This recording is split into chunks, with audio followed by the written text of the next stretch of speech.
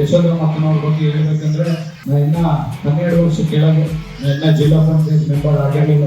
ನನ್ನ ತಮ್ಮ MLA ಆಗ್ಬೇಕು, ನನ್ನ ತಮ್ಮ ಬೆಳಿಬೇಕು ಅಂತೇಳಿ ಅಕ್ಕನ ಆಶೀರ್ವಾದದಿಂದ ಇವತ್ತು ಈ ಮಟ್ಟಕ್ಕೆ ಬಂದಿದ್ದೇನೇನೋ ಅಂತ ಹೇಳಕ್ಕೆ ಇಷ್ಟಪಡ್ತೀನಿ.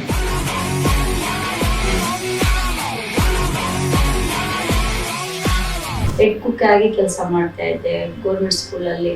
ಇವತ್ತು ನನ್ನ ಮಕ್ಕಳು ಒಂದು ಒಳ್ಳೆ ಪೊಸಿಷನ್ ಅಲ್ಲಿ ಇದ್ದಾರೆ ಅಂತಂದ್ರೆ ಈ ಬಳ್ಳಾರಿ ದುರ್ಗಮ್ಮ ತಾಯಿ ನಮ್ಮ ಮನೆ ದೇವರು 21 ವಾರ್ಡಿಗೆ ಕಾರ್ಪೊರೇಟರ್ ಆಗಿ ನಿಂದಿರಿಸಿದ್ರು ನನಗೆ. ಇವತ್ತು ನಾನು ಈ ಪೊಸಿಷನ್ ಅಲ್ಲಿ ಇದ್ದೀನಿ ಅಂದ್ರೆ ಅವ್ರಿಗೆ ಎಷ್ಟು ಏನು ಕೊಟ್ಟರು ಸುತ್ತ ಆ ಋಣ ನಾನು ತೀರ್ಸ್ಕೊಳಕ್ ಆಗಲ್ಲ. ತಂದೆಯವರು ನಮ್ಗೆ ದಾರಿ ದೀಪ ಅಂತ ಹೇಳಕ್ ಇಷ್ಟಪಡ್ತೀನಿ, ನಮ್ಮ ನಾರಾಯಣ ರೆಡ್ಡಿ ಸರ್.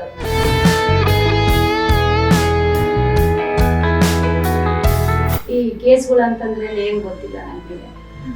ಆ ಟೈಮ್ನಲ್ಲಿ ನನ್ನ ಮಕ್ಕಳು ಓದೋ ಮಕ್ಕಳು ಇದ್ದಾಗ ಅಟ್ರಾಸಿಟಿ ಅಂತ ಹೇಳಿ ಹಾಕ್ಬಿಟ್ಟು ನಮ್ಮ ಮನೆಯವರಿಗೆ ತೊಂದರೆ ಕೊಟ್ಟು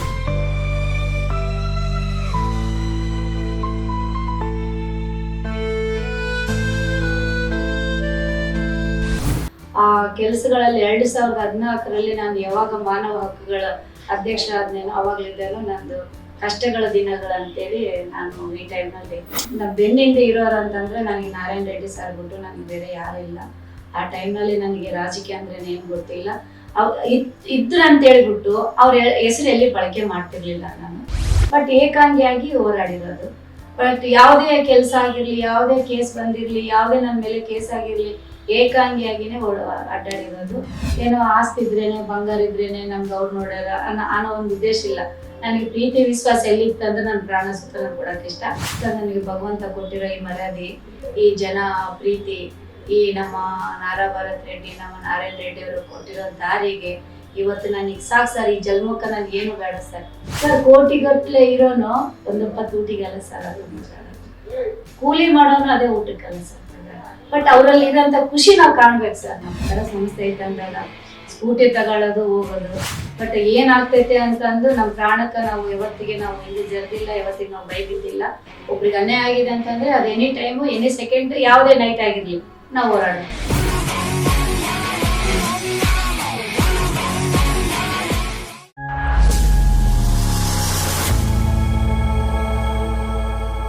ನಮಸ್ಕಾರ, ಒಂದೇ ಮಾತರಂ, ಜೈ ಹಿಂದ್, ಜೈ ಕರ್ನಾಟಕ. ಪ್ರೀತಿಯ ವಿಟಿಯು ಬಳ್ಳಾರಿ ವೀಕ್ಷಕರೇ, ನಾವು ಇಂದು ಜರ್ನಿ ಜಂಕ್ಷನ್ ಅಲ್ಲಿ ಒಂದು ಅದ್ಭುತ ಲೀಡರ್, ಒಂಟಿ ಸಲಗ ಅಂತಾನೆ ಹೇಳ್ಬೋದು, ಹ್ಯೂಮನ್ ರೈಟ್ಸ್ ಪರವಾಗಿ ನಿಂತು ಅವರ ಅಧ್ಯಕ್ಷೆಯಾಗಿ ಬಹಳಷ್ಟು ಹೋರಾಟಗಳಲ್ಲಿ ಎದೆಗುಂಗದೆ ಮುಂದೆ ನುಗ್ಗಿ ವಿಜೇತರಾಗಿ ಬಂದಿದ್ದಾರೆ.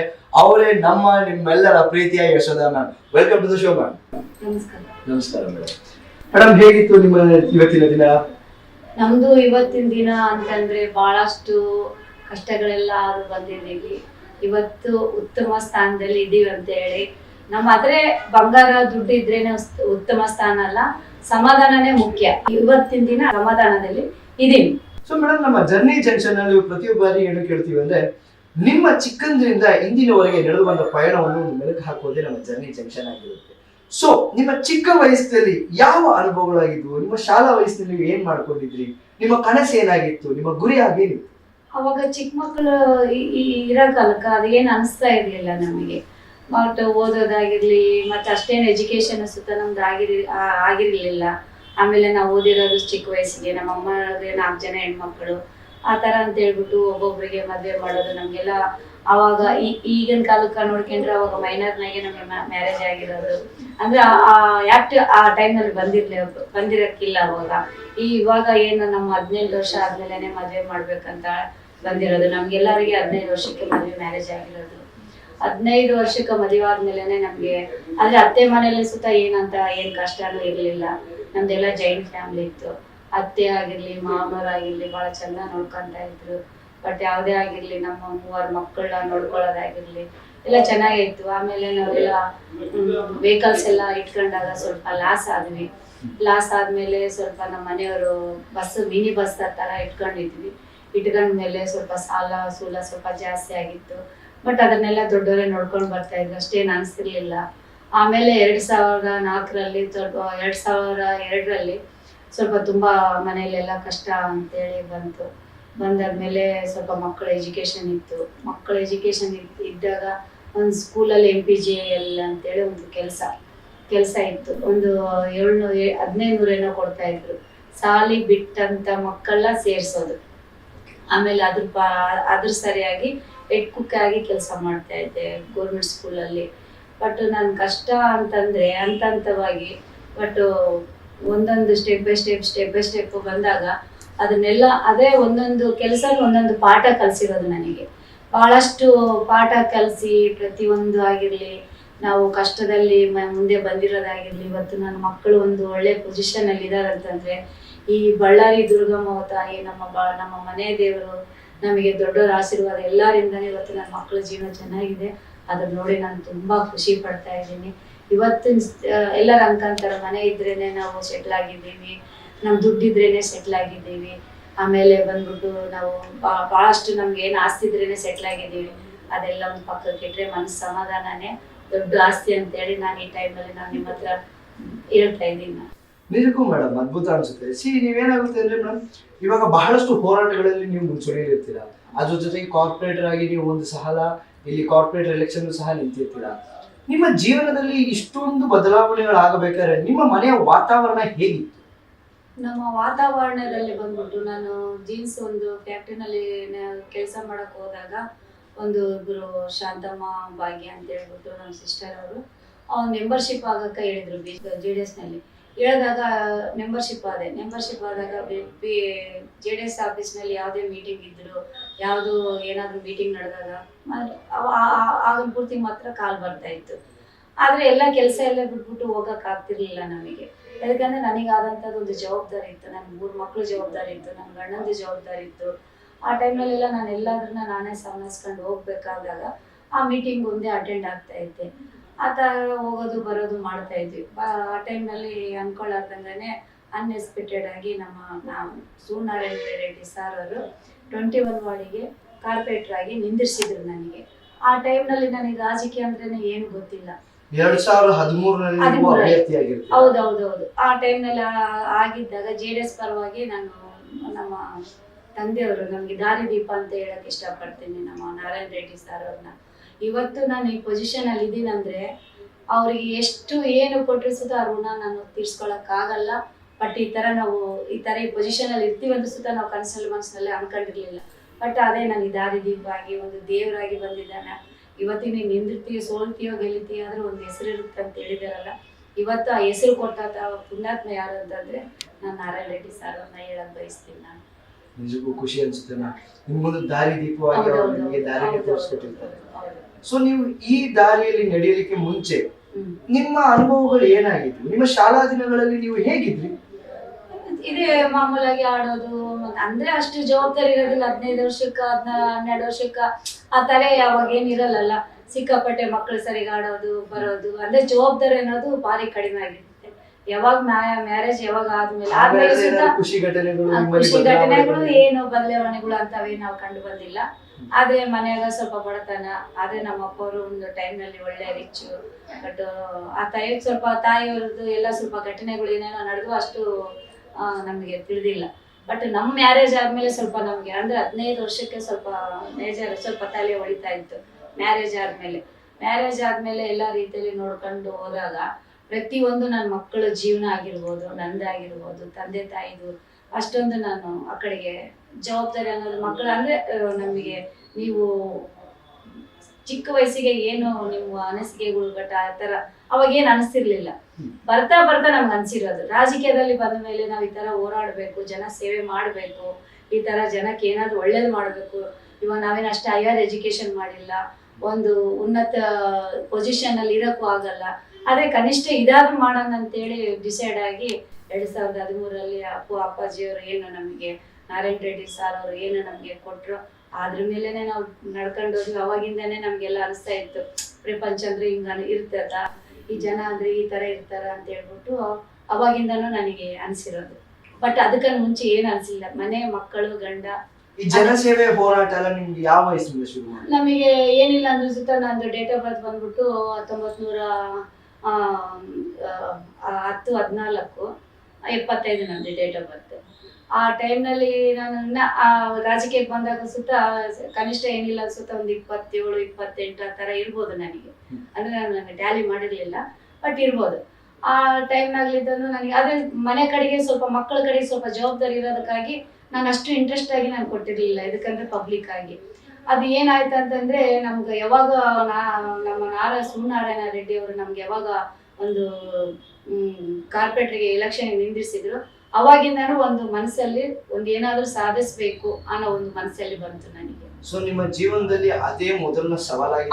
ಹೌದು ಫಸ್ಟ್ ಅದನ್ನೇ ನಮಗೆ ಫಸ್ಟ್ ಜೀವನದಲ್ಲಿ ಅಷ್ಟನೇ ಇದಕ್ಕ ನಮಗೆ ಸವಾಲಾಗಿ ನಾನು ಫೈಟ್ ಮಾಡಿರೋದು. ಏನು ಪಾಠ ಕಲಿಸಿ? ನಾವು ರಾಜಕೀಯ ಅಂದ್ರೆ ಯಾವ ತರ ಇರುತ್ತೆ, ವೋಟರ್ ಅಂದ್ರೆ ಯಾವ ತರ ಇರುತ್ತೆ, ಬಡ ಜನ ಅಂದ್ರೆ ಮನೆ ಮನೆಗೆ ವಿಸಿಟ್ ಮಾಡಿದಾಗ ಪ್ರತಿಯೊಬ್ಬರನ್ನ ನಾವು ವೋಟ್ ಕೇಳಿದಾಗ ಅವ್ರ ಮನೆ ಸಮಸ್ಯೆ ಕೇಳಿದಾಗ ಪ್ರತಿಯೊಂದು ಅನುಭವ ಆಯ್ತು. ಅನುಭವ ಆದ್ಮೇಲೆ ಇವಾಗ ವೋಟ್ ಯಾವ ರೀತಿಯಲ್ಲಿ ಕೊಡ್ತಾರ, ಬಟ್ ಬೂತ್ಗಳಂತೆಲ್ಲ ರೆಡಿ ಮಾಡಿರ್ತೀವಲ್ಲ, ಬಟ್ ಅದ್ರಲ್ಲಿ ಎಷ್ಟು ಜನ ಇದು ಮಾಡ್ಬೇಕು ಅವೆಲ್ಲ ಕಲ್ತ್ಕೊಂಡ್ ಬಂದ್ವಿ ಅಲ್ಲಿಂದ ನಾವು. ಮೇಡಮ್, ಇವಾಗ 2013ರಲ್ಲಿ ಕಾರ್ಪೊರೇಟ್ ಅಭ್ಯರ್ಥಿಯಾಗಿ ನೀವು ಒಂದು ಚುನಾವಣೆ ಇದೆ, ಅದನ್ನು ನಿಂತಿರ್ತೀರಾ, ಸೋಲನ್ನು ಕಂಡಿರ್ತೀರಾ. ಅದಾದ ನಂತರ 1 ವರ್ಷದೊಳಗೆ ನೀವು ಹ್ಯೂಮನ್ ರೈಟ್ಸ್ ಅಧ್ಯಕ್ಷ ಆಗಿರ್ತೀರಾ. ಹೌದು. ಹೇಗಿದು ಸಾಧ್ಯವಾಯಿತು? ಅದು ಲೋಕೇಶ್ ಸರ್ ಅಂತೇಳಿ ನಮ್ಮ ರಾಜ್ಯಾಧ್ಯಕ್ಷ ಮಾನವ ಹಕ್ಕುಗಳ ಹೋರಾಟಗಾರ ಸಂಘದ ಅಧ್ಯಕ್ಷರಾಗಿ ರಾಜ್ಯಾಧ್ಯಕ್ಷರಾಗಿ ಇದ್ರು. ಅವರು ನಮ್ಮನ್ನ ಇಲ್ಲ ಮೇಡಮ್ ನೀವು ಬರ್ಲೇಬೇಕು, ನೀವು ಅಧ್ಯಕ್ಷ ಆಗ್ಬೇಕಂದ್ರೆ, ಸರ್ ನನಗೆ ಅಷ್ಟೊಂದು ಗೊತ್ತಾಗಲ್ಲ ಸರ್, ಅಷ್ಟೇನೆಲ್ಲ ಹಕ್ಕುಗಳಂದ್ರೆ ಏನ್ ಗೊತ್ತಾಗಲ್ಲ ಸರ್ ಅಂತ ಅಂದಾಗ, ಇಲ್ಲ ಮೇಡಮ್ ನೀವು ಮಾಡ್ತೀರಿ, ನೀವು ಬರ್ರಿ ಅಂತಂದು ಅವ್ರೂ ಕೊಟ್ಟಾಗ, ಕೆಲಸ ಯಾವುದೇ ಕೊಟ್ಟಾಗ ಸುತ್ತ ನಾನು ಕೆಲಸಗಳಲ್ಲೇ ಸ್ವಲ್ಪ ನಿಭಾಯಿಸ್ಕೊಂಡು ಎಲ್ಲ ರೀತಿಯಲ್ಲಿ ನಡ್ಕೊಂಡು ಬಂದಾಗ, ಆ ಕೆಲಸಗಳಲ್ಲಿ 2014ರಲ್ಲಿ ನಾನು ಯಾವಾಗ ಮಾನವ ಹಕ್ಕುಗಳ ಅಧ್ಯಕ್ಷ ಆದ್ನೇನೋ ಅವಾಗ್ಲಿದ್ದಾನು ನಂದು ಕಷ್ಟಗಳ ದಿನಗಳಂತೇಳಿ ನಾನು ಈ ಟೈಮ್ನಲ್ಲಿ ಅವೆಲ್ಲ ನಾನು ನೆನ್ಪು ಮಾಡ್ತಾ ಇದ್ದೀನಿ. ಎದಕ್ಕಂತಂದ್ರೆ ಹಂತವಾಗಿ ಈ ಕೇಸ್ಗಳು ಅಂತಂದ್ರೆ ಏನ್ ಗೊತ್ತಿಲ್ಲ ನನ್ನ ಮೇಲೆ. ಆ ಟೈಮ್ನಲ್ಲಿ ನನ್ನ ಮಕ್ಕಳು ಓದೋ ಮಕ್ಕಳು ಇದ್ದಾಗ ಅಟ್ರಾಸಿಟಿ ಅಂತೇಳಿ ಹಾಕ್ಬಿಟ್ಟು ನಮ್ಮ ಮನೆಯವರಿಗೆ ತೊಂದರೆ ಕೊಟ್ಟರು. ನಮ್ಮ ಮನೆಯವರು, ನನ್ನ ಮಕ್ಕಳು, ನಮ್ಮ ಅತ್ತೆಯವರು, ಎಲ್ಲರೂ ನಮ್ಮ ಫ್ಯಾಮಿಲಿ ಎಲ್ಲ ಬಹಳ ಸಫರ್ ಆಯ್ತು ಆ ಟೈಮ್ನಲ್ಲಿ. ಅದು ಅಟ್ರಾಸಿಟಿ ಅನ್ನೋದೇನ ಪರಿಸ್ಥಿತಿ ಹೇಗಿತ್ತು? ಅಲ್ಲ, ಫ್ಯಾಮಿಲಿ ಅಂತಂದಾಗ ಇವಾಗ ನನಗೆ 3 ಜನ ಹೆಣ್ಮಕ್ಳು, ನಾನು ರಾಜಕೀಯವಾಗಿ ಹುಡುಗರನ್ನ ಎಜುಕೇಶನ್ ಆಗಿ ಓದೋ ಕಾಲಕ್ಕ ಪಬ್ಲಿಕ್ ನಲ್ಲಿ ನನ್ಗಿರೋಂಥ ಹೆಣ್ಮಕ್ಳನ್ನ ನಾನು ಪಬ್ಲಿಕ್ ನಲ್ಲಿ ತರಬಾರ್ದು ಅನ್ನೋ ಒಂದು ಉದ್ದೇಶಕ್ಕೆ ನಾನು ರಾಜಕೀಯವಾಗಿ ಅವ್ರನ್ನ ಇನ್ವಾಲ್ವ್ ಮಾಡಿರ್ಲಿಲ್ಲ. ಬಟ್ ಆಮೇಲೆ ನಮ್ಮ ಮನೆಯವ್ರನ್ನ ಇದಕ್ಕೆ ಇನ್ವಾಲ್ವ್ ಮಾಡಿರ್ಲಿಲ್ಲ ಅಂತಂದ್ರೆ, ಇವಾಗ ಕ್ಯಾಂಡಿಡೇಟ್ ಹಸ್ಬೆಂಡ್ ಅವ್ರು ಅಂತ ಅಂದಾಗ ಕೆಲವು ಬಡವರು ಏನೋ ಆಸೆ ಪಡ್ತಾ ಇರ್ತಾರೆ. ಆ ಟೈಮ್ನಲ್ಲಿ ಅವ್ರಿಗೆ ದುಡ್ಡು ಕೊಡ್ಲಿಕ್ಕೆ ಸುತ್ತ ನಮ್ಮ ಹತ್ರ ಇಲ್ಲ ಆ ಟೈಮ್ನಾಗ. ಎದಕ್ಕಂದ್ರೆ ಇವಾಗ ಕ್ಯಾಂಡಿಡೇಟ್ ಅವರು ಹಸ್ಬೆಂಡ್ ಅಂತಂದಾಗ ಸಣ್ಣ ಪುಟ್ಟ ಖರ್ಚುಗಳು, ಟಿಫಿನ್ ಮಾಡಿಸ್ರಿ, ಕನಿಷ್ಠ ಏನೋ ಇರ್ತಾವಲ್ಲ ಅವ್ರವ್ರು ಅನಿಸಿಕೆಗಳು ಇರ್ತಾವ. ಆ ಟೈಮ್ನಾಗ ಕರಿತಾರೇನೋ ಅಂತ ಅಂದ್ಬಿಟ್ಟು ನಮ್ಮ ಮನೆಯವ್ರನ್ನ ಸುತ್ತ ನಾನು ಕರೆದಿಲ್ಲ. ಆದ್ರೆ ಇವತ್ತು ಅಷ್ಟು ಜನನ ಕರ್ಕೊಂಡು ನಾರಾಯಣ ರೆಡ್ಡಿ ಸಾರ್ ಅವರು ಅಷ್ಟು ಜನನ ಕರೆದು ಅವ್ರು ಸರಿಗೆ ನನ್ನ ಕಳಿಸಿ ಕ್ಯಾನ್ವಸ್ ಮಾಡ್ಲಿಕ್ಕೆ ಕಳಿಸಿರೋದು ನನಗೆ ಮೊದಲನೇ ವ್ಯಕ್ತಿ, ನನ್ನ ದಾರಿ ದೀಪ ಆದಂತ ಒಂದು ವ್ಯಕ್ತಿ, ಏಕೈಕ ವ್ಯಕ್ತಿ ಅಂತಂದ್ರೆ ನಾನು ಸುನಾರಾಯಣ ರೆಡ್ಡಿ ಸಾರ್ ಅವ್ರ ವಯಸ್ಸಿನ ಟೈಮ್ನಲ್ಲಿ. ಎದಕ್ಕಂದ್ರೆ ನನಗೆ ಎಲೆಕ್ಷನ್ನೇ ಬೇಡಪ್ಪ ಅಂತಂದಾಗ ಅದ್ಕಂತ ಬಂದೆಪ್ಪ, ನನಗೇನೋ ಸರಿ ಹೋಗ್ತಾ ಇಲ್ಲಪ್ಪ ಅಂತಂದ್ರೆ ಬೆನ್ನಿಗೆ ಒಂದು ತಟ್ಟಿ, ಅಮ್ಮ ಇವಾಗ ನೀನು ಸೋಲ್ತೀಯೋ ಗೆಲಿತೀಯೋ ಆದ್ರೆ ಒಂದು ಹೆಸರು ಏನು ಉಳಿತೈತಲ್ಲ, ಆ ಹೆಸರು ಅನ್ನೋದು ನಿನ್ನಲ್ಲಿ ಉಳಿತೈತಮ್ಮ ಅಂತ ಅಂದು ಆಶ್ವಾಸನೆ ಏನು ಕೊಟ್ರಲ್ಲ ನಮ್ಮ ನಾರಾಯಣ ರೆಡ್ಡಿ ಸಾರ್ ಅವರು, ಅವರಿಗೆ ಇವತ್ತಲ್ಲ ನಾನು ಉಸಿರಿರೋವರೆಗೆ, ನನ್ನ ಪ್ರಾಣ ಇರೋವರೆಗೆ ಅವ್ರನ್ನ ಇವತ್ತಿಗೆ ನನ್ನ ಮನಸ್ಸಿನಲ್ಲಾಗ್ಲಿ, ನಮ್ಮ ಕುಟುಂಬದಾಗ ಆಗಿರ್ಲಿ, ನಮ್ಮ ತಂದೆ ಸ್ಥಾನದಾಗಿರೋಂಥ ನಾರಾಯಣ ರೆಡ್ಡಿ ಸಾರ್ ನಮ್ಮ ಹತ್ರ ನಾನು ಮರೆಯಕ ಸಾಧ್ಯವಿಲ್ಲ. ನಿಜಕ್ಕೂ ಒಂದು ವೇಳೆ ಈ ತರ ಎಲ್ಲ ಅವಹೇಳನಗಳು, ಅವಮಾನಗಳು ಆದ ನಂತರವೇ ನೀವು ಈ ಮಹಿಳಾ ಶಕ್ತಿಗಾಗಿರ್ಬೋದು, ಈ ವುಮೆನ್ ಎಂಪವರ್ಮೆಂಟ್ ಏನಿದೆ ಇದ್ರ ಬಗ್ಗೆ ನೀವು ಬಹಳ ಗಮನ ಹರಿಸಿರ್ತೀರಾ. ಇದಾದ ಕಾರಣದಗೋಸ್ಕರ ಅನಿಸಿದ್ರೆ ನಿಮ್ಮ ಮೊದಲಿಂದಲೂ ಇದು ನಿಮ್ಮ ತಲೆಯಲ್ಲಿ ಇತ್ತ? ಇಲ್ಲ, ನನಗೆ ರಾಜಕೀಯವಾಗಿ ಬಂದ ಮೇಲೆನೆ ನನಗಿದೆಲ್ಲ ಮಾಡ್ಬೇಕು ಅಂತ ಅನಿಸಿರೋದು. ನನಗೆ ಮೊದಲೆಲ್ಲ ಏನಿಲ್ಲ. ನಿಮ್ಮ ಹೋರಾಟಗಳನ್ನ ನೀವು ನಡೆಸ್ಕೊಂಡ್ ಬಂದಿರ್ತೀರ. ಇದ್ರಲ್ಲೂ ಸಹ ಈ ಡೆಲ್ಲಿ ರೇಪ್ ಕೇಸ್ ಏನಿದೆ ಅದರಲ್ಲಿ ನೀವು ಹೋರಾಟದ ಮುಂಚೂಣಿಯಲ್ಲಿ ಇರ್ತೀರಾ. ಏನ್ ನಡೀತು ಅದನ್ನ ವೀಕ್ಷಕರು ಒಂದು ಸ್ವಲ್ಪ ಸಂಸ್ಕೃತಿ ತಿಳಿಸ್ತಾರೆ. ಅದನ್ನ ಒಂದು ಹುಡುಗಿನ ಬಂದ್ಬಿಟ್ಟು 4 ಜನ ಡೆಲ್ಲಿ ರೇಪ್ ಕೇಸ್ ಅಂತ ಏನು ಆಗಿರ್ತೈತಲ್ಲ, ಅವತ್ತಿಗೆ ಅವಾಗ್ಲೇ ನಮಗೆ ಬಂದು ಯಾವ ಸ್ಥಾನದಾಗ ಅಂತಂದ್ರೆ, ಅವಾಗ್ಲೇ ನಾವು ಮಹಿಳಾ ಅಧ್ಯಕ್ಷ ಆಗಿದ್ವಿ, ಮಾನವ ಹಕ್ಕುಗಳ ಹೋರಾಟಗಾರ ಸಂಘದ ಅಧ್ಯಕ್ಷ ಆದಾಗ ಅವಾಗ್ಲೇ ನಾವು ರ್ಯಾಲಿ ಮಾಡ್ಬೇಕಾಗಿತ್ತು.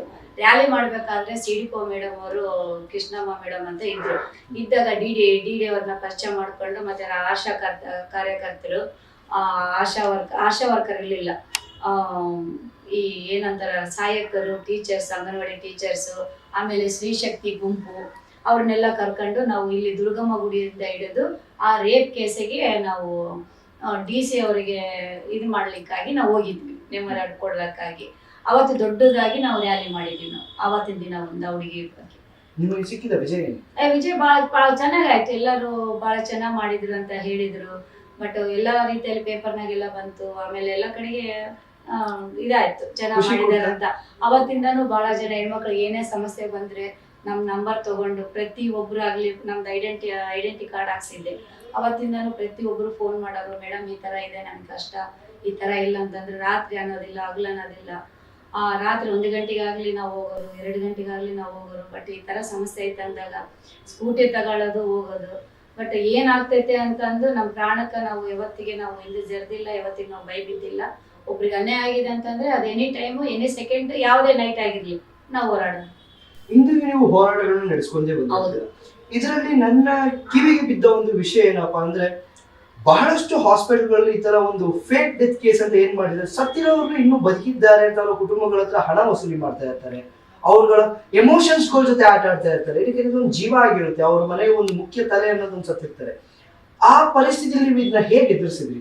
ಯಾವ ತರ ಹೋರಾಟಗಳನ್ನ ನಡೆಸ್ಕೊಂಡು? ಅವತ್ತು ನಾವು ಒಂದು ಕೇಸಿಗೆ ಕಂಪ್ಲಿಗೆ ಹೋಗಿದ್ವಿ.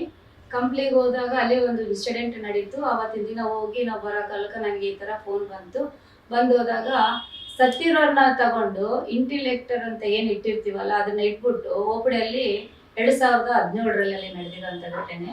2017ರಲ್ಲಿ ಸತ್ತಿರೋದಕ್ಕ ಅಂದ್ರೆ ಪೇರೆಂಟ್ಸ್ ಯಾರಾದ್ರೂ ತಂದೆ ತಾಯಿ ಹೆಂಡತಿ ಮಕ್ಕಳು ಯಾರಾದ್ರೂ ನೋಡ್ತಾರ ಅಂತ ಅಂದ್ಬಿಟ್ಟು ಅದು ಇಂಟಿಲೆಕ್ಟರ್ ಕೊಟ್ಟಾಗ ಬಾಡಿ ಸ್ವಲ್ಪ ಸೇಕ್ ಆಗುತ್ತಲ್ಲ, ಆ ಮೂಮೆಂಟ್ ಇರುತ್ತಲ್ಲ, ಆ ಮೂಮೆಂಟ್ ನೋಡ್ಕೊಂಡು ಪಾಪ ಇವರೆಲ್ಲರೂ ಅಮಾಯಕರು ಇರ್ತಾರಲ್ರಿ, ಹಳ್ಳಿಯಿಂದ ಬಂದಿರೋದು, ಸಿಟಿನಲ್ಲೇ ಸುತ್ತ ಅಷ್ಟು ಬಹಳಷ್ಟು ಕಡಿಮೆ ಇಂಟೆಲಿಜೆಂಟ್ ಆಗಿರೋದು ಅಂತ ಬಂದು ನೋಡಿದಾಗ ಅವರು ಜೀವ ಹೋಗಿತ್ತು. ಆ ಟೈಮ್ನಲ್ಲಿ ನಾವೆಲ್ಲ ಗಲಾಟೆ ಮಾಡಿದ್ವಿ. ಬಟ್ ಆ ಟೈಮಲ್ಲಿ ಜೀವ ಹೋಗಿದೆ ಅಂತೇಳಿ ಅವ್ರ ಪೇರೆಂಟ್ಸ್ಗೆಲ್ಲ ಹೇಳಿ ಅದೆಲ್ಲ ಪ್ರೆಸ್ ಮೀಟ್ ಮಾಡಿ ಎಲ್ಲ ಇದಾಯ್ತು ಸರ್. ಅದು ದೊಡ್ಡದಾಗಿ. ಬಟ್ ಅದು ಒಂದು ನಮಗೆ ಎದಕ್ಕಂದ್ರೆ ಇನ್ನೊಂದ್ಸಲ ಆ ತರ ಮಾಡಬಾರ್ದು ಡಾಕ್ಟರ್ಸ್ ಅಂತೇಳಿ ಒಂದು ಗುಣಪಾಠ ಕಲಿಸ್ದಂಗ ಆಯ್ತು ಸರ್ ನಮಗೆ. ನೀವು ಇವಾಗ ಬಂದು ಬಹಳಷ್ಟು ಜನರಿಗೆ ಆದರ್ಶ ಆಗಿರ್ತೀರಾ. ನಿಮ್ಮನ್ನು ನೋಡ್ಕೊಂಡು ಬಹಳಷ್ಟು ಮಹಿಳೆಯರು ಅವರು ಧೈರ್ಯ ತುಂಬಿಕೊಂಡು ನಿಲ್ಸಿದ ಹೋರಾಟದಲ್ಲಿ ಶಾಮೀಲಾಗಿರ್ತಾರೆ. ಆದ್ರೆ ಅವ್ರಿಗೆ ನಿಮ್ಮ ಕರಾಳ ದಿನಗಳನ್ನು ನೆನಪಿಸ್ಕೊಳಕ್ಕಾಗಲ್ಲ. ಏನಕ್ಕೆ ನಿಮ್ಮ ಬೆನ್ನಿಂದ ನಿಮ್ಮ ಕಷ್ಟ ದುಃಖ ನೋವುಗಳು ಬಹಳಷ್ಟು ಇರ್ತವೆ. ಆ ತರ ನಿಮ್ಮ ಆ ದಿನಗಳಲ್ಲಿ, ನಿಮ್ಮ ದುಃಖದ ದಿನಗಳಲ್ಲಿ ನೀವು ಯಾವ ಧೈರ್ಯದಲ್ಲಿ ನಿಂತಿದ್ರಿ? ನಿಮ್ಮ ಬೆನ್ನೆಲುಬಾಗಿ ಯಾರು ನಿಂತಿದ್ರಿ? ಸರ್ ಬೆನ್ನೆಲುಬು ಅಂತಂದ್ರೆ ನಮಗೆ ಗೈಡೆನ್ಸ್ ಅಂತ ಅಲ್ಲ, ಅದನ್ನ ಎದುರಿಸಿ ಯಾವ ರೀತಿ ಮುಂದೆ ಬಂದಿದೀವಿ ಅಂತಂದ್ರೆ ಒಂದೇ ಸರ್, ನನಗೆ ಬೆನ್ನಿಂದ ಇರೋರು ಅಂತಂದ್ರೆ ನನಗೆ ನಾರಾಯಣ ರೆಡ್ಡಿ ಸರ್ ಬಿಟ್ಟು ನನಗೆ ಬೇರೆ ಯಾರು ಇಲ್ಲ. ಆ ಟೈಮ್ನಲ್ಲಿ ನನಗೆ ರಾಜಕೀಯ ಅಂದ್ರೆ ಏನು ಗೊತ್ತಿಲ್ಲ. ಇದ್ರು ಅಂತ ಹೇಳ್ಬಿಟ್ಟು ಅವ್ರ ಹೆಸರು ಎಲ್ಲಿ ಬಳಕೆ ಮಾಡ್ತಿರ್ಲಿಲ್ಲ ನಾನು. ಬಟ್ ಏಕಾಂಗಿಯಾಗಿ ಹೋರಾಡಿರೋದು. ಬಟ್ ಯಾವುದೇ ಕೆಲಸ ಆಗಿರ್ಲಿ, ಯಾವುದೇ ಕೇಸ್ ಬಂದಿರ್ಲಿ, ಯಾವುದೇ ನನ್ನ ಮೇಲೆ ಕೇಸ್ ಆಗಿರ್ಲಿ, ಏಕಾಂಗಿಯಾಗಿನೇ ಅಡ್ಡಾಡಿರೋದು. ಏಕಾಂಗಿಯಾಗಿನೇ ನಾನು ಪ್ರತಿಯೊಂದು ಫೇಸ್ ಮಾಡಿರೋದು ಸರ್. ನಿಮ್ಮ ಜೀವನದಲ್ಲಿ ಮೊದಲ ಯಶಸ್ಸು ಯಾವಾಗ ಕಂಡ್ರಿ? ಅದರಿಂದ ನಿಮ್ಗೆ ಎಷ್ಟು ಖುಷಿ ಆಗಿದೆ? ಸರ್ ಮೊದಲನೇದು ಅಂತಂದಾಗ ಮಕ್ಕಳು ಎಜುಕೇಶನ್ ಏನು ಆಯ್ತಲ್ಲ ಸರ್, ಆ ಟೈಮ್ನಲ್ಲಿ ನಮಗೆ ಪ್ರಿನ್ಸಿಪಲ್ ಆಗಿರಲಿ, ಲೆಕ್ಚರರ್ಸ್ ಆಗಿರಲಿ, ಮಕ್ಕಳ ಬಗ್ಗೆ ಹೇಳ್ತಾ ಇದ್ರಲ್ಲ ಸರ್, ಅಂದ್ರೆ ಆ ಖುಷಿನೇ ಬೇರೆ ಸರ್. ಯಾಕಂದ್ರೆ ಆ ಮಕ್ಕಳಲ್ಲಿ ಇರೋಂಥ ಮಾತುಗಳು ಎಲ್ಲ ಮಕ್ಕಳ ಥರ ಇಲ್ಲಮ್ಮ, ನಿಮ್ಮ ಮಕ್ಕಳೇನೆ ಸಪ್ರೇಟ್ ಆಗಿದ್ದಾರೆ, ಡಿಫ್ರೆಂಟ್ ಆಗಿದ್ದಾರೆ, ಒಳ್ಳೆ ಎಜುಕೇಶನ್, ಒಳ್ಳೆ ಚೆನ್ನಾಗಿ ಓದ್ತಾ ಇದ್ದಾರೆ ಮಕ್ಕಳು ಅಂತ ಅಂದಾಗ, ಆ ಹುಡುಗರೆಲ್ಲ ಫಸ್ಟ್ ರ್ಯಾಂಕ್ ತಂದಾಗ, ಮೆಡಲ್ಸ್ ತಂದಾಗ ಆ ಖುಷಿ ತಂದಂಥ ದಿನಗಳಂತೂ ಫಸ್ಟ್ ಆಫ್ ಆಲ್ ಅದೇ ಸರ್. ನನ್ನ ಮಕ್ಕಳಲ್ಲಿ ನಾನು ನೋಡಿರೋದು. ನಾನು ಯಾವಾಗಲೂ ದೇವ್ರನ್ನ ಅಂತಿದ್ದೆ ಸರ್, ದೇವರೇ ನಾನು ಎಷ್ಟು ಜನಕ್ಕೆ ಒಳ್ಳೇದು ಮಾಡ್ತೀನಿ. ಅಂದರೆ ದುಡ್ಡು ತಗೊಂಡ್ರೇನೆ ಒಳ್ಳೇದಲ್ಲ, ದುಡ್ಡು ತಗೊಳ್ಳಾರ್ದೇ ಒಳ್ಳೇದಲ್ಲ. ಬಟ್ ನಮ್ಮ ಮನಸ್ಸು ಅನ್ನೋದು ಒಂದು ಸಮಾಧಾನ ಏನಿರುತ್ತಲ್ಲ, ಅದರಲ್ಲಿ ನಾವು ಮಾಡೋಂಥ ಕೆಲಸಗಳಲ್ಲಿ ಭಗವಂತ ನನ್ನ ಮಕ್ಕಳ ರೂಪದಲ್ಲಿ ತೋರಿಸಿದ್ದಾನೆ ಅಂತೇಳಿ ಈ ಟೈಮ್ನಲ್ಲಿ ನಾನು ಹೇಳಕ್ಕೆ. ಸೊ ನಿಮ್ಮ ಒಂದು ಕರಾಳ ದಿನಗಳಲ್ಲೂ ನೀವು ಮಕ್ಕಳ ವಿದ್ಯಾಭ್ಯಾಸನ ಮುಗಿಸಿದ್ದೆ ನಿಮ್ಗೆ ಒಂದು ಒಳ್ಳೆ ಅಚೀವ್ಮೆಂಟ್. ಅದು ನಿಮ್ಮ ಮನಸ್ಸು ತೃಪ್ತಿಯನ್ನು ಕೊಟ್ಟಿದೆ? ಹೌದೌದು ಸರ್, ಬಹಳಷ್ಟು ತೃಪ್ತಿ ಕೊಟ್ಟಿದೆ. ಬಹಳ ಖುಷಿ ಪಡೋಂಥ ದಿನ ಅದು ಏನು. ಆಮೇಲೆ ಹೋಗಿ ನಾವು ಸಪ್ತಗಿರಿ ತುಮಕೂರಿನಲ್ಲಿ ಇಂಜಿನಿಯರಿಂಗ್ ಟೈಮ್ನಲ್ಲಿ ಅಲ್ಲೆಲ್ಲ ಹುಡುಗರನ್ನ ಇದು ಮಾಡಿದಾಗ, ಅಂದರೆ ಒಂದೊಂದು ಕಷ್ಟಗಳಲ್ಲಿ ನಾನು ನೆನೆಸ್ಕೊಂಡಾಗ ನನ್ನ ಮಕ್ಕಳು ನನ್ನ ಜೊತೆ ಕಷ್ಟಪಟ್ಟಿದ್ದಾರೆ ಸರ್. ಕಾಲೇಜ್ಗೆ ಹೋಗಿ ಬಂದು 30-40 ಹುಡುಗರು ಟ್ಯೂಷನ್ ಮಾಡೋರು ಅವರು.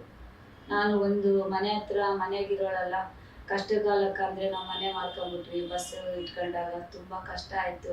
ಆ ಟೈಮ್ನಲ್ಲಿ ನಾನು ಮನೆ ಹತ್ರ ರೊಟ್ಟಿ ಮಾಡೋದಾಗಿರಲಿ, ಒಂದು ದಿನ ಫ್ಯಾಕ್ಟ್ರಿಗೆ ಹೋಗಿ ಬಂದು ಜೀನ್ಸ್ ಫ್ಯಾಕ್ಟ್ರಿಗೆ ಹೋಗಿ ಬಂದು ದಿನ 40 ರೊಟ್ಟಿ ಬಡಿಯೋಳು.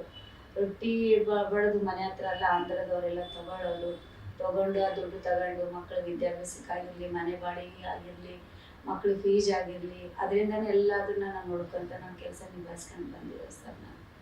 ನಿಮ್ಮ ಮಕ್ಕಳು ಮಾತ್ರ ನಿಮ್ಮ ಒಂದು ಕಷ್ಟ ಕಾಲದಲ್ಲಿ ನಿಮ್ಗಳಿಗೆ ಸಪೋರ್ಟ್ ಆಗಿದ್ರ, ಇದು ನಿಮ್ಮ ಮನೆಯ ಸದಸ್ಯರು ಸಹ ನಿಮ್ಗೆ ಒಂದು ಸಪೋರ್ಟ್ ಆಗಿ ನಿಂತಿದ್ದಾರೆ? ಯಾರು ನಿಮ್ಮ ಸಪೋರ್ಟ್ ಆಗಿ? ಇವತ್ತು ಒಂದ್ಸಲ ನನಗೆ ಅಂದ್ರೆ ನಾನು ಜಾತಿ ಅಂತಂದ್ರೆ ಒಂದು ಹೆಣ್ಣು ಒಂದು ಗಂಡು ಅಂತೇಳಿ ನಾನು ಪಬ್ಲಿಕ್ ಆಗಿ ಬಂದಾಗ ಎರಡೇ ಕುಲ ಅಂತ ನಾನು ಅನ್ಕೊಂಡಿದ್ದೆ ಸರ್. ಮತ್ತೆ ಡಿಫ್ರೆಂಟ್ ಆಗಿ ನಂದು ಈ ಕುಲ ನಂದು ಆ ಕುಲ ಅಂತ ನನ್ನ ಮನಸ್ಸಿನಲ್ಲಿಲ್ಲ ಸರ್. ಇವತ್ತಿಗೆ ನನ್ಗೆ ಆಲ್ ಇನ್ ಒನ್ ಕ್ಯಾಸ್ಟ್ ನನ್ನವರೇ, ನನ್ನ ಬ್ಲಡ್ ಅದು ಅಂತ ನಾನು ಭಾವಿಸ್ತೀನಿ. ಆದಾಗ ನನ್ನ ಮೇಲೆ ಇನ್ನೊಬ್ರು ಅಟ್ರಾಸಿಟಿ ಕೇಸ್ ಆದಾಗ 1-2 ದಿನ ನಾನು ಇದ್ರಾಗಿದ್ದಾಗ ನನ್ನ ಮಕ್ಕಳು ನಾನು ಇನ್ನು ಹೊರಗಡೆ ಹೋಗಲ್ಲಮ್ಮ ನಿಮಗೆ ಕಲೆ ತರ್ತೀನಿ ಅಂದಾಗ ನನ್ನ ಮಗಳು, ದೊಡ್ಡ ಮಗಳು, ನನ್ನ ಜೇರಣ್ಣ ಮಗಳು, ನಮ್ಮ ಮನೆಯವರು ಇವತ್ತು ಎಂತೆಂಥ ಮಹಾನುಭಾವರಿಗೆ ಬಂದಿರೋಂಥ ಕಷ್ಟ ಇದು. ನೀನು ಈ ಥರ ಇದ್ರೆ ನೀನೇನೋ ಸೋತೋಗಿದ್ದೀಯ ಅಂತಾರ. ಹಾಗಾಗಿ ನೀನು ಮನೇಲಿ ಇರೋದು ಒಳ್ಳೇದಲ್ಲ, ನಿನ್ನ ಕಷ್ಟ ಏನಾಯ್ತು ನೀನು ಹೋಗು, ನೀನು ಮಾಡು ಅಂತೇಳಿ ಮನೆಯವರು ಗಂಡ ಮಕ್ಕಳೆಲ್ಲ ಧೈರ್ಯ ಕೊಟ್ಟರು. ಆ ಟೈಮ್ನಾಗಿಂದನೂ ಭಾರಿ ಧೈರ್ಯ ಕೊಟ್ಟಿರೋದಂದರೆ ನನ್ನ ದೊಡ್ಡ ಮಗಳು ಅಂತ ಹೇಳ್ತೀನಿ. ಆ ಟೈಮ್ನಲ್ಲಿ ಅವಳು ಒಳ್ಳೆ ಎಜುಕೇಷನ್ ಅಲ್ಲ ಪ್ರತಿಯೊಂದು ಹೇಳ್ತಾ ಇದ್ದೆ ಸರ್ ನನಗೆ. ಹಿಂಗಿರ್ತೈತಮ್ಮ, ಪ್ರಪಂಚ ಹೊರಗಡೆ ಹೋದಾಗ ಈ ಥರ ಎಲ್ಲ ನಿಂದನೆಗಳು ಬರ್ತಾವ, ತಪ್ಪು ಮಾಡಿದವ್ರಿಗೆ ಒಂದೇನೆ ಶಿಕ್ಷೆ ಆಗಲ್ಲಮ್ಮ, ತಪ್ಪು ಮಾಡಲಿದ್ದವ್ರೆ 99% ಕಷ್ಟಪಡ್ತಾರ. ನೀನೇ ಸಣ್ಣದಕ್ಕೆ ನೀನು ಇಷ್ಟೆಲ್ಲ ಬೈದಿದ್ರೆ ಹೆಂಗಮ್ಮ ನೀನು? ಇಲ್ಲಮ್ಮ ನೀನು ಮುಂದೆ ಹೋಗು. ನನ್ನ ಮಕ್ಕಳು ಎಲ್ಲ 3 ಮಕ್ಕಳು ನಮ್ಮ ಮನೆಯವರು ಎಲ್ಲ ಧೈರ್ಯ ಕೊಟ್ಟು ನಮ್ಮನ್ನ ಕಳಿಸ್ಕೊಟ್ರು ಹೊರಗಡೆ. ಮತ್ತೆ ನಿಮ್ಮ ಜೀವನದಲ್ಲಿ ನಡೆದ ವೈಫಲ್ಯಗಳಲ್ಲಿ ನೀವು ಏನಂತ ಪಾಠಗಳನ್ನು ಕಲ್ತಿದ್ರಿ? ಬಹಳಷ್ಟು ವೈಫಲ್ಯಗಳನ್ನ ನೋಡ್ಕೊಂಡು ಬಂದಿರ್ತೀರಿ ನೀವು, ನಿಂದನೆಗಳು ಅವಮಾನಗಳಾಗಿರ್ತವೆ. ಇದರಿಂದ ನೀವು ಕಲಿತ ಪಾಠ ಏನಾಗಿರುತ್ತೆ? ಸಿಕ್ಕಾಪಟ್ಟೆ ನಿಂದನೆಗಳೆಲ್ಲ ಪಟ್ಟು ಅವೆಲ್ಲ ಕಟ್ಟಿ ನಾವೆಲ್ಲ ಇವಾಗ ಒಬ್ಬ ಮಹಿಳೆಯರಿಗೆ ನಾವು ಒಂದು ಇದ್ರಾಗಿ ನಿಂದಿರ್ಬೇಕಾದಾಗ ಇವೆಲ್ಲ ನಿಂದನೆಗಳೆಲ್ಲ ಬರ್ತಿರ್ತಾವೆ, ಇವೆಲ್ಲ ನಮಗೆ ಶೋಧನೆಗಳು ಬರ್ತಿರ್ತಾವೆ. ಇವೆಲ್ಲ ನಾವು ನಮ್ಮ ಮನಸ್ಸಿನಲ್ಲಿ ನಾವು ಇಟ್ಟುಕೊಂಡು ನಾವು ಮುಂದೆ ಉರಿಬೇಕಂಬೋದು ಅದನ್ನೆಲ್ಲ ಬಗಳ ತಳೆದು ನಾವು ಮುಂದೆ ಬಂದಿದ್ದೀವಿ ಸರ್. ನಿಮಗೆ ಈ ತರ ನೀವು ಮುಂದೆ ಬರ್ಬೇಕಾದ್ರೆ ಇವಾಗ ನಿಮ್ಮ ಹೋರಾಟದಲ್ಲಿ ಮುಖ್ಯ ಉದ್ದೇಶಗಳು ಏನಾಗಿದೆ? ಇನ್ನು ಮುಂದೆ ನಿಮ್ಮ ಗುರಿ ಏನಾಗಿದೆ? ಮುಂದೆ ಏನೋ ಒಂದು ಒಳ್ಳೆ ವ್ಯಕ್ತಿಯಾಗಿರ್ಬೇಕು, ಸಮಾಜ ಸೇವೆ ಮಾಡಬೇಕು ಅನ್ನೋದು ಮನಸ್ಸಿನಲ್ಲಿ ಇದೆ ಸರ್ ನನಗೆ. ಭಗವಂತ ಮತ್ತೆ ಯಾವ ರೀತಿಯಲ್ಲಿ ನನಗೆ ನಡೆಸ್ಕೊಡ್ತಾನೆ ಅನ್ನೋದು ನನಗೆ ಗೊತ್ತಿಲ್ಲ.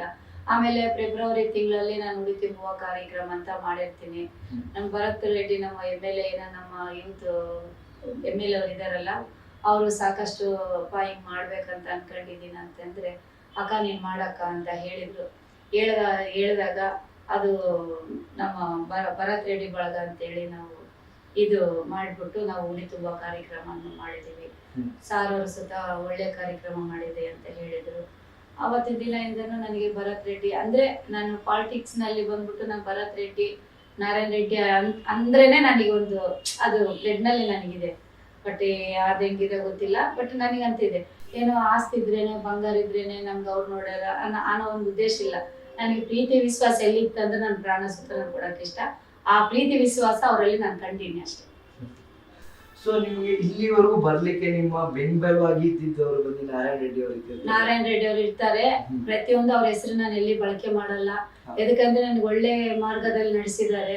ಕೆಲವು ಜನ ಕೆಲವು ಇಡಿಲಾದವರು ಏನಾದ್ರು ಮಾತಾಡಿ ಅವ್ರಿಗೆ ಹೇಳ್ತಾರ ಮತ್ತೆ ಅವ್ರನ್ನ ಹೆಸರು ತರ್ತಾರ ಅಂತ ಅಂದ್ಬಿಟ್ಟು ಅವ್ರ ಹೆಸರು ನಾನು ಎಲ್ಲಿ ಬಳಕೆ ಮಾಡಿಲ್ಲ. ಈಗ ನಿಮ್ಮ ಭವಿಷ್ಯದ ಯೋಜನೆಗಳೇನಿದೆ? ಏನಿಲ್ಲ ಸರ್, ಈಗ ಏನಿದೆ ಅಂತಂದ್ರೆ ನಮ್ಮ ನಾರಾ ಭರತ್ ರೆಡ್ಡಿ ಅವರು ಮುಂದೆ ಇದ್ದಾರೆ. ಇವಾಗ ಪ್ರೆಸಿಡೆಂಟ್ ಆಗಿ MLA ಆಗಿದ್ದಾರೆ, ಯೂತ್ ಇದ್ದಾರೆ, ಸಲಾಂ ಬಳ್ಳಾರಿ ಅಂತ ಪ್ರೋಗ್ರಾಮ್ಗಳು ಮಾಡ್ತಿದ್ದಾರೆ. ಅವಳಿಗನ್ನ ನೋಡಿದಂಗೆಲ್ಲ ನಾವು ಏನಾದ್ರೂ ಅದರಲ್ಲಿ ಸ್ವಲ್ಪ ಆದ್ರೂ ನಾವು ಸುತ ಮಾಡ್ಬೇಕಲ್ಲ. ಇವತ್ತು ಒಂದು MLA ಆಗಿ ಕುತ್ಕೊಂಡಿಲ್ಲ ಅವರು, ಏನು ಅಂತ ಟೈಮ್ನಲ್ಲಿ ಅವ್ರನ್ನ ನೋಡ್ಬಿಟ್ಟು ನಾವು ಏನಾದ್ರು ಮಾಡ್ಬೇಕಲ್ಲ ಅನ್ನೋ ಒಂದು ಅನಿಸಿಕೆ ನಮ್ಮಲ್ಲಿ ಇದೆ ಸರ್. ಅವ್ರು ನಿಜಕ್ಕೂ ಜನಗಳ ಮಧ್ಯದಲ್ಲಿ ಬೆಳೀತಾ ಇದ್ದಾರೆ. ಮನೆ ಬರತ್ತು, ಮನೆ ಮಗ ಆಗಿ ಸಲಾಂ ಬಳ್ಳಾರಿ ಅಂತೇಳಿ ಇವತ್ತು ರೋಡ್ ಆಗಿರ್ಬೋದು, ಇವತ್ತು ಕಾಲುವೆ ಆಗಿರ್ಬೋದು, ಇವತ್ತು ನಮ್ಮ ಬಡಜನದ ಸಮಸ್ಯೆಗಳಾಗಿರ್ಬೋದು, ಇವತ್ತು ಇತಿಹಾಸದಲ್ಲಿ ಯಾವ MLA ಮಾಡಿಲ್ಲ. ಯೂತಾಗಿ ತನ್ನ ಆಸೆಗಳೆಲ್ಲ ಕಟ್ಟಿಟ್ಕೊಂಡು ತಾನು ಮುಂದೆ ಮಾಡ್ತಕ್ಕಂಥ ಕೆಲಸಗಳನ್ನ ಮಾಡ್ಕೊಂತ ಹೋಗ್ತಿದ್ದಾರೆ. ನಿಜಕ್ಕೂ ಖುಷಿ ಆಗುತ್ತೆ.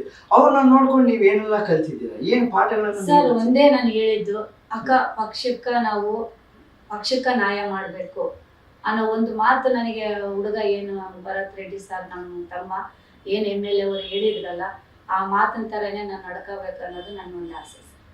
ಮೇಡಮ್ ಪಕ್ಷಕ್ಕೆ ಒಂದು ನಾಯ ಅಂತಂದ್ರೆ ನಮ್ಮ DK ಶಿವಕುಮಾರ್ ಸರ್ ಅವರಿಗೆ, ನಮ್ಮ ಸಿದ್ದರಾಮಯ್ಯ ಸರ್ ಅವರಿಗೆ, ಪಕ್ಷಕ್ಕೆ ಎಲ್ಲ ನಾವು ನ್ಯಾಯ ಮಾಡೋಣಕ್ಕ, ನೀನು ಯಾವ ರೀತಿ ನಡ್ಕೊಂಡು ಹೋಗ್ತೀವಿ ಅನ್ನೋದು ನನಗೆ ಬೇಕಕ್ಕ ಅಂತ ಹೇಳಿದ್ರು. ಬಟ್ ಅದೇ ರೀತಿಯಲ್ಲಿ ನಡಿಬೇಕು ಅನ್ನೋದು ನನಗೆ ನನ್ನ ಮನಸ್ಸಿಗೆ ಅನಿಸ್ತು.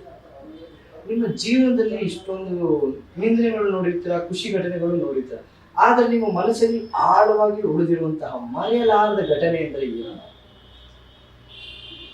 ಇವೇ ಸರ್, ನಾನು ಕೆಲವು ಇವೇ ನಿಂದನೆಗಳು ಮರಿಲಾರದಂತೆ ಇವೆ ಕೇಸ್ಗಳು ನಿಮ್ಮ ಮನಸ್ಸನ್ನು ಯಾವಾಗಲೂ ಸದಾ ಚುಚ್ಚುತ್ತಾ ಇರೋದು. ಸರ್ ಇವಾಗ ನಾವು ನಮ್ಮ ಪಬ್ಲಿಕ್ ಆಗಿ ಬಂದಿದ್ದೀವಿ 2013 ಈ ಕೇಸ್ಗಳು ಏನಂತಂದು ಸ್ವಲ್ಪ ನಮ್ಗೆ ಗೊತ್ತಿದೆ. ಆದ್ರೆ ಲಾ ಮಾಡಿಲ್ಲ, ಲಾ ಬಗ್ಗೆ ನಮ್ಗೆ ಗೊತ್ತಿದೆ ಸರ್. ಆ ತರ ನಾವು ಎಲ್ಲ ಕಲ್ತ್ಕೊಂಡು ಬಂದಾಗ ಇವತ್ತು ಸಾಮಾನ್ಯ ಜನರಿಗೆ ಇನ್ನು ಏನಾದ್ರಾದ್ರೆ ಅವ್ರು ಯಾವ ರೀತಿಯಲ್ಲಿ ಇರ್ತಾರ, ಅವ್ರಿಗೇನು ಮನಸ್ಸಿಗೆ ನೋವಾಗ್ತೈತೆ, ಅವ್ರು ಯಾವ ರೀತಿಯಲ್ಲಿ ಫೇಸ್ ಮಾಡ್ತಾರೆ, ಯಾವ ರೀತಿಯಲ್ಲಿ ತಡ್ಕೊಂತಾರೆ ಅವರು ಅನ್ನೋ ಒಂದು ಮನೋಭಾವನ ಅನ್ನೋದು ನನ್ನಲ್ಲಿ ಬಂತು. ಪ್ರತಿಯೊಬ್ಬರಾಗ್ಲಿ ಯಾರೇ ಬಂದಾಗ ಧೈರ್ಯವಾಗಿ ನಿಂದಿರ್ರಿ, ಧೈರ್ಯವಾಗಿ ನಡ್ಕೊಳ್ರಿ, ಧೈರ್ಯವಾಗಿ ಕೆಲಸ ಮಾಡ್ರಿ ಅನ್ನೋ ಮಾತೇ ನಾನು ಹೇಳ್ಕೊಡ್ತೇನೆ. ಇದೆಲ್ಲ ನೋಡಿದ ನಂತರ ನಿಮ್ಮ ಹೋರಾಟಗಳಲ್ಲಿ ಏನಾದ್ರೂ ಬದಲಾವಣೆ ಆಯ್ತಾ, ಇಲ್ಲ ಇನ್ನೂ ಫಾಸ್ಟ್ ಆಯ್ತಾ?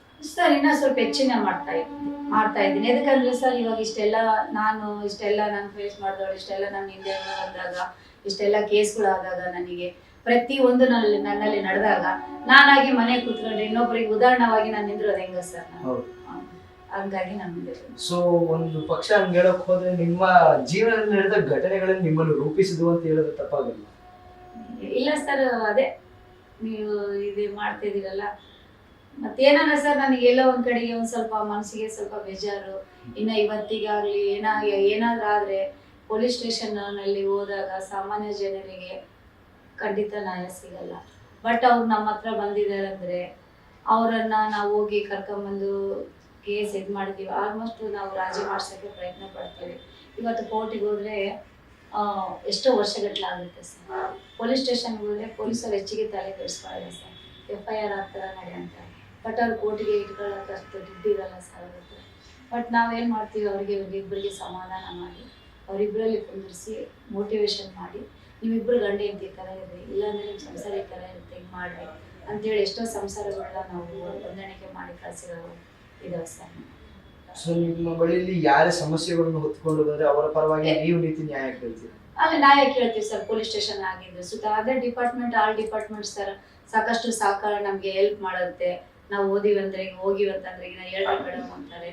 ಸಾಕು ಸರ್, ನನಗೆ ಭಗವಂತ ಕೊಟ್ಟಿರೋ ಈ ಮರ್ಯಾದೆ, ಈ ಜನ ಪ್ರೀತಿ, ಈ ನಮ್ಮ ನಾರಾ ಭರತ್ ರೆಡ್ಡಿ, ನಮ್ಮ ನಾರಾಯಣ ರೆಡ್ಡಿ ಅವರು ಕೊಟ್ಟಿರೋ ದಾರಿಗೆ ಇವತ್ತು ನನಗೆ ಸಾಕು ಸರ್. ಈ ಜನ್ಮಕ್ಕೆ ನನಗೆ ಏನು ಬೇಡ ಸರ್, ನನಗೆ ಸಾಕು ಇಷ್ಟೇ. ನನಗೆ ಎದಕ್ಕಂತಂದ್ರೆ ಇಷ್ಟು ಪ್ರೀತಿ ಕೊಡ್ತಿದ್ದಾರೆ ಸರ್. ನಾನು ಎಲ್ಲೋ ಮನೇಲಿ ಇರಬೇಕಾದವಳು, ಬಟ್ ಇವತ್ತು ಪಬ್ಲಿಕ್ನಲ್ಲಿ ಬಂದಾಗ ಎಷ್ಟೋ ಜನ ಸನ್ಮಾನಗಳು, ಎಷ್ಟೋ ಜನ ಯಶೋಧ ಅಂತೇಳಿ, ಇದಕ್ಕನ್ನ ಖುಷಿ ಏನು ಬೇಕು ಸರ್ ನಮಗೆ? ಬಡ ಜನಲ್ಲಿ ಸರ್ ಪ್ರೀತಿ, ಎಷ್ಟು ಪ್ರೀತಿಯಿಂದ ನಮ್ಮನ್ನ ಮಾತಾಡ್ತಾರೆ ಗೊತ್ತಾ ಸರ್? ಆ ಪ್ರೀತಿ ನೋಡ್ಬಿಟ್ರೆ ಸರ್ ನಮ್ಮ ಏನ್ ಸರ್, ನಮ್ಮ ಜನ್ಮಕ್ಕೆ ಏನ್ ಸರ್ ನಿಸ್ವಾರ್ಥ ಪ್ರೀತಿ ಅಂತಾನೆ ಹೇಳ್ಬೋದು. ಸರ್ ನಿಸ್ವಾರ್ಥ ಪ್ರೀತಿ ಸರ್, ಭಾರಿ ಒಳ್ಳೆ ಪ್ರೀತಿ ಸರ್. ಅವ್ರ ಜೊತೆಲಿ ನಾವು ಸ್ವಲ್ಪ ಅವ್ರ ಮನೇಲಿ ಏನಿದ್ದಿದ್ರು ಊಟ ಮಾಡಿದ್ರು ಸ್ವಲ್ಪ ಅವ್ರನ್ನ ಸ್ವಲ್ಪ ಒಪ್ಕೊಂಡ್ರೆ ಸರ್ ಅಷ್ಟೇ ಸಾಕು ಸರ್ ನಮಗೆ. ಇನ್ನೇನ್ ಸರ್ ಇದಕ್ಕನ್ನ ಖುಷಿ ಬೇಕೇನು ಸರ್ ನಮಗೆ? ಶ್ರೀಮಂತನ ಇದ್ರೇನೆ ನಾವು ಖುಷಿ ಪಡ್ಬೇಕೇನು ಸರ್? ಆತ್ಮತೃಪ್ತಿ ಇದ್ರೆ ಸಾಕು ಸರ್. ಕೋಟಿಗಟ್ಲೆ ಇರೋನು ಒಂದು 20 ಊಟಿಗೆಲ್ಲ ಸರ್, ಅದು ಕೂಲಿ ಮಾಡೋನು ಅದೇ ಊಟಕ್ಕಲ್ಲ ಸರ್. ಬಟ್ ಅವರಲ್ಲಿ ಇರೋಂಥ ಖುಷಿ ನಾವು ಕಾಣ್ಬೇಕು ಸರ್. ನಮ್ಮೊಂದು ಇಂಟೆನ್ಷನ್ ಅದೇ ಸರ್. ನಿಜಕ್ಕೂ ಮೇಡಮ್, ನಿಮ್ ಜೊತೆ ಮಾತಾಡ್ತಾ ಇದ್ರೆ ನನ್ಗೆ ಏನ್ ಅನ್ಸುತ್ತೆ ಅಂದ್ರೆ ನಾನೇ ಮೋಟಿವೇಟ್ ಆಯ್ತಾ ಇದ್ದೀನಿ. ಎಷ್ಟೆಲ್ಲ ಕಷ್ಟಗಳು ನೋವುಗಳಿದ್ರು ನೀವ್ ಯಾವ್ದಕ್ಕೂ ಕುಗ್ಗದೆ ಇನ್ನೂ ನಾನು ಛಲದಲ್ಲಿದ್ದೇನೆ, ಇನ್ನೂ ಹೋರಾಟಗಳನ್ನ ಕಂಟಿನ್ಯೂ ಮಾಡ್ತೀನಿ ಅಂತಾರಲ್ಲ, ಅದು ನಿಜವಾಗ್ಲೂ ನಮ್ಗೆಲ್ಲರಿಗೂ ಖುಷಿ ಕೊಡುತ್ತೆ ಮೇಡಮ್. ಇವಾಗ ನೀವು ಹೋರಾಟಗಾರರಿದ್ದೀರಾ, ಮತ್ತೆ ಮುಂಬರುವ ಹೋರಾಟಗಳು ನೀವೇನೋ ಮಾಡ್ಲಿಕ್ಕೆ ಆಯೋಜನೆಗಳು ಮಾಡ್ಕೊಂಡಿರ್ತೀರಾ. ಇವಾಗ ನಿಮ್ಮ ನೆಕ್ಸ್ಟ್ ಸ್ಟೆಪ್ ನಿಮ್ಮ ಜೀವನದಲ್ಲಿ ಏನಿರುತ್ತೆ, ನೀವೇನು ಮಾಡ್ಲಿಕ್ಕೆ ಅಂತಂದ್ರೆ ಇದೆ ಸರ್. ನಾನು ಹೇಳ್ತಾ ಇದೀನಲ್ಲ, ನಮ್ಮ ಶಾಸಕರು ಏನಿದಾರಲ್ಲ, ನಮ್ಮ ನಾರಾ ಭರತ್ ರೆಡ್ಡಿ ಅವರು ನಡೆಯೋ ದಾರಿಯಲ್ಲಿ ಸ್ವಲ್ಪ ಆದ್ರೂ ನಡಿಬೇಕು ಅನ್ನೋದೊಂದು ಆಸೆ. ಯಾವ ತರ ಅಂದ್ರೆ ಇವಾಗ ನೋಡ್ರಿ, ಮನೆ ಮನೆಗೆ ಭರತ್, ಮನೆಗೆ ಸಲಾಂ ಬಳ್ಳಾರಿ, ಪ್ರತಿ ಒಂದು ಕೆಲಸ ಮಾಡಿದಾಗ ಅವರು ಎಷ್ಟು ಚೆನ್ನಾಗಿ ಮಾಡ್ತಿದ್ದಾರೆ ಅಂದ್ರೆ ಪ್ರತಿ ಒಂದು ಪಿನ್ ಟು ಪಿನ್ ಕೇಳ್ತಾರೆ. ಅದರಲ್ಲಿ ಇಂಥ ಇಂಥ ಕೇಸ್ಗಳು ಯಾರಿಗಾದ್ರೂ ಏನಾದರೂ ಸ್ವಲ್ಪ ಅನಾಹುತ ಆಯಿತು ಅಂದರೆ ಆ ಟೈಮ್ನಲ್ಲಿ ಸಾರಲ್ಲಿ ಟೈಮ್ನಲ್ಲಿ ನಾವು ಹೋಗಿ ಈ ಥರ ಇದೆ ಅಂತ ಹೇಳ್ಬಿಟ್ಟು ಮಾಡಿ ಅವ್ರಿಗೆ ಸ್ವಲ್ಪ ಸಮಾಧಾನ ಪಡಿಸೋ ಕೆಲಸ. ನಮ್ಮ ಕೈಯಲ್ಲಿ ದುಡ್ಡು ಕೊಡೋಕ್ಕಾಗಲ್ಲ, ನಮ್ಮ ಕೈಯಲ್ಲಿ ಊಟ ಇಡೋಕ್ಕಾಗಲ್ಲ, ಬಟ್ ಮಾತಿನ ಹೆಲ್ಪ್ ಆದ್ರೂ ಮಾಡೋಣ ಅನ್ನೋದು ಒಂದು ಅನಿಸಿಕೆ. ನಿಜಕ್ಕೂ ಮೇಡಮ್ ಇದು ಸತ್ಯ ಮಾತಿದೆ. ಬಿಕಾಸ್ ಏನಾಗುತ್ತೆ ಅಂದ್ರೆ ಮೇಡಮ್, ನಮ್ಮ ಕೈಯಲ್ಲಿ ಅವ್ರಿಗೆ ಕಾಸು ಕೊಡದೆ ಇರ್ಬೋದು, ಇಲ್ಲ ಅವ್ರ ಪರ ನಾವು ಹೋರಾಡ್ಬೋದು.